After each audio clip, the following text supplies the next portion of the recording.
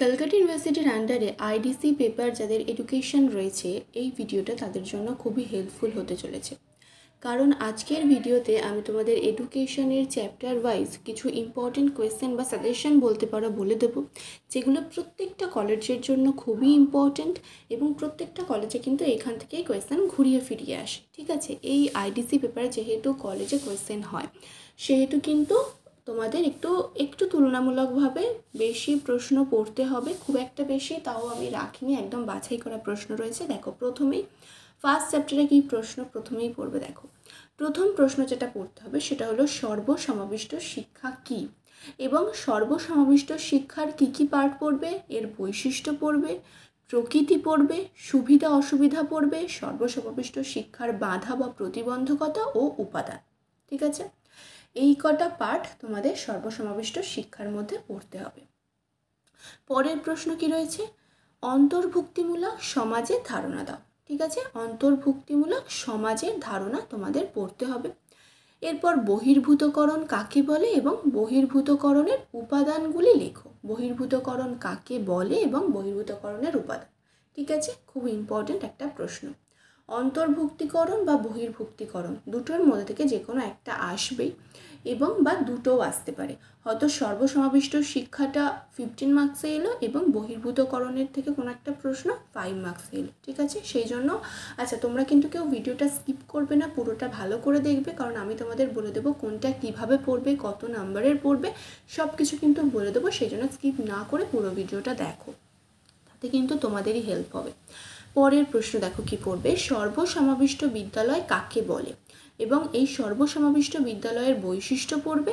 তার সাথে এক্সট্রা হিসাবে একটু দেখে রাখবে সর্বসমাবিষ্ট শ্রেণীকক্ষে শিক্ষকের ভূমিকা। এই প্রশ্নটা খুব ইম্পর্টেন্ট আমি বলবো না, কিন্তু মোটামুটি একটা এক্সট্রা প্রশ্ন, যেহেতু আমি বলছি তোমাদের কলেজ প্রশ্ন করে, তো বিভিন্ন কলেজে বিভিন্নভাবে করতে পারে, সেই জন্যই আর কি। আচ্ছা, এই গেল তোমাদের 15 মার্কসের প্রশ্ন।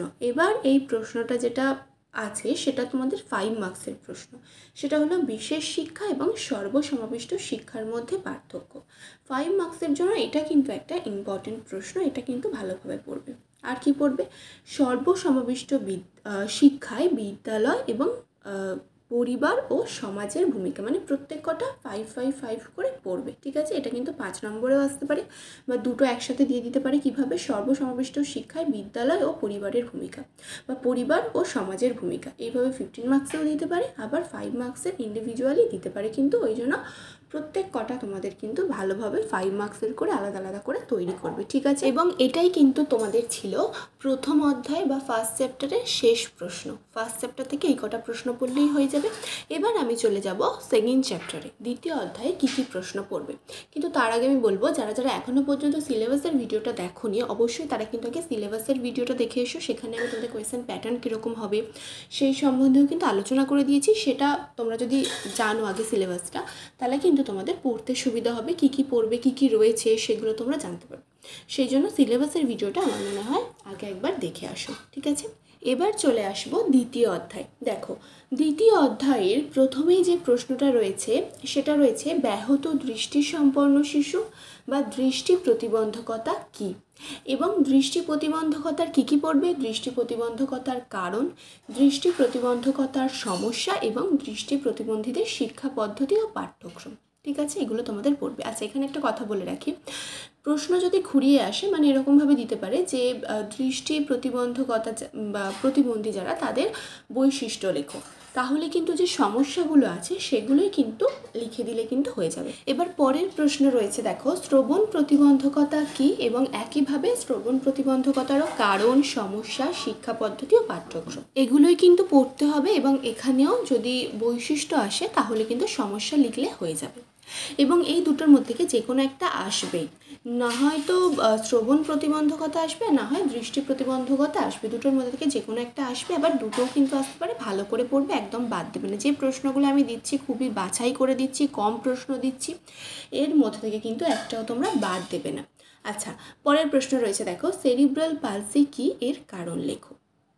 পরের প্রশ্ন, শিখন অক্ষমতা কি? এটাও একটা ইম্পর্টেন্ট প্রশ্ন। শিখন অক্ষমতা কি এবং শিখন অক্ষমতার কারণ লেখো। শিখন অক্ষমতা কি এবং শিখন অক্ষমতার কারণ, এটা কিন্তু তোমাদের 15 মার্কসও আসতে পারে, 5 মার্কসও আসতে পারে। এটা তোমরা একটুখানি বড় করে পড়ে রাখবে, ঠিক আছে? তাহলে তোমাদের কিন্তু সুবিধা হবে।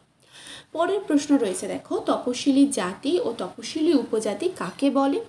এদের জন্য সরকার কর্তৃক গৃহীত পদক্ষেপগুলি লেখো, ঠিক আছে? এটা একটা আলাদা প্রশ্ন হলো। তপশিলি জাতি উপজাতি খুবই ইম্পর্টেন্ট একটা প্রশ্ন। এবং এর সাথে আরেকটা প্রশ্ন পড়ে রাখবে, সেটা হলো এদের সামাজিক অন্তর্ভুক্তিতে শিক্ষার ভূমিকা কী? বা এই প্রশ্নটা শুধু আসতে পারে যে সামাজিক অন্তর্ভুক্তিতে শিক্ষার ভূমিকা কী, তাহলেও কিন্তু এই অ্যান্সারটাই হবে। শুধু তপশিলি উপজাতি জাতি এই ওয়ার্ডগুলো একটু বাদ দিয়ে হবে, ঠিক আছে? তোমরা যখন লিখতে পারবে আশা করি সেটা বুঝতে পারবে। যাদের নোটস প্রয়োজন হবে অবশ্যই তারা স্ক্রিনে দেওয়া নাম্বারে যোগাযোগ করতে পারো নোটস পারচেস করার জন্য। আর শুধু এডুকেশন নয়, অন্যান্য ভিডিও আমি আস্তে আস্তে দেবো, আগে এডুকেশনটা দিই। আচ্ছা, এরপরে পরের প্রশ্নটা রয়েছে দেখো, অক্ষমতা কি? অক্ষমতার কারণগুলি আলোচনা করো। এটাও একটা ইম্পর্টেন্ট প্রশ্ন, এটাও কিন্তু তোমাদের 15 মার্কসের আসতে পারে। অক্ষমতা কি এর কারণ। পরের প্রশ্ন রয়েছে দেখো, অটিজম কি? এই রোগে আক্রান্তদের সমস্যা। পরের প্রশ্ন, বাধামুক্ত পরিবেশ তৈরিতে বিদ্যালয় ও সমাজের ভূমিকা। এটা কিন্তু যে কোনো একটা ভূমিকা আসতে পারে, মানে হয়তো বিদ্যালয়ের দিল বা সমাজের দিল, আবার দুটো একসাথেও আসতে পারে। যদি একটা ভূমিকা আসে তাহলে 5-এ আসবে, আর দুটো একসাথে দিলে কিন্তু 5-এ আসবে না। সেটা হয়তো বড় প্রশ্নে পার্ট মার্কিং হিসাবে আসতে পারে। সেই জন্য এই দুটোই কিন্তু তোমরা ভালো করে পড়ে রেখো। এবং লাস্ট প্রশ্ন তোমাদের জন্য রয়েছে, ডিসলেক্সিয়া কি? এর সমস্যা বা বৈশিষ্ট্য। আর ডিসগ্রাফিয়া কি? এর সমস্যা বা বৈশিষ্ট্য। ডিসলেক্সিয়া আর ডিসগ্রাফিয়ার মধ্যে যে কোনো একটা প্রশ্ন কিন্তু তোমাদের 5-এ আসতে পারে। কোন কলেজে কোনটা আসবে তো বলা যায় না, সেই জন্য দুটোই কিন্তু পড়ে রেখো, দুটোই তোমাদের জন্য ইম্পর্টেন্ট। ঠিক আছে, এই ছিল তোমাদের আইডিসি এডুকেশন পেপারের সাজেশন বা ইম্পর্টেন্ট অধ্যায়ভিত্তিক প্রশ্ন। এই প্রশ্নগুলো এখন থেকে তোমরা ভালো করে তৈরি করে রাখো। আর ভিডিওটি যদি কোথাও গিয়ে একটু ভালো লেগে থাকে বা হেল্পফুল মনে হয়ে থাকে তাহলে অবশ্যই কিন্তু ভিডিওটি লাইক করো, কমেন্ট করো, পারলে অবশ্যই কিন্তু বন্ধুদের সাথে শেয়ার করে রেখো। এই ধরনের বিভিন্ন নোটস, ইনফরমেশন, সাজেশন পাওয়ার জন্য অবশ্যই কিন্তু চ্যানেলটিকে সাবস্ক্রাইব করে রাখো।